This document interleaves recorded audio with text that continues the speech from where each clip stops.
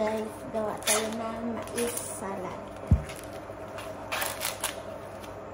So, titingnan namin kung paano gagawin ang mais salad. Ay, so guys, priskong-prisko guys yun. So, yung isa is $2.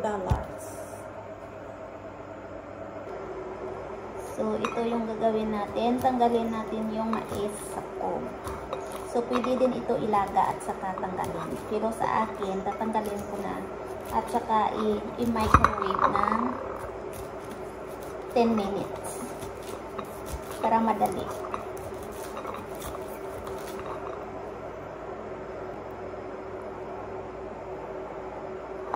At ito na guys, yung mais natin. Natapos na natin takpan natin ng microwave plastic.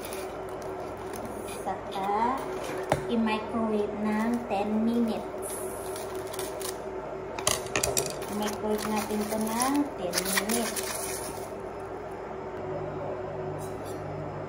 So guys, nagluluto tayo ng ating mais ng 10 minutes. Ay mag-slice tayo ng ating pepper na green, yellow, and red. I-slice natin ng maliit na kasing laki din ng mais. At ito na guys ang atin yung i-slice natin na pepper, red, yellow, and green.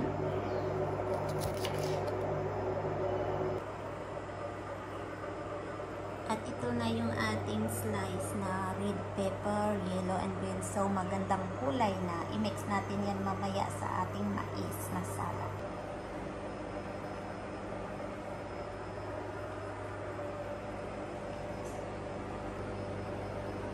So, 17 seconds, 16 seconds na lang, luto na yung ating mais. So, guys, luto na yung ating mais. Yan, yung mais natin. Yan. O, umuusok pa sa sobrang init. So, palamigin natin ito at i-mix natin lahat-lahat sila. Yan, mais, pepper, black beans, and then yung sauce na, mayonnaise, lime, and chili powder. Saka, tikman na natin kung anong lasa. So, i-mix na natin lahat yung ating salad na mais sa isang bowl. Ayan. At ilagay natin ito yung pepper natin na in-slice. At ang ating black beans. Saka, i-mix natin yan guys.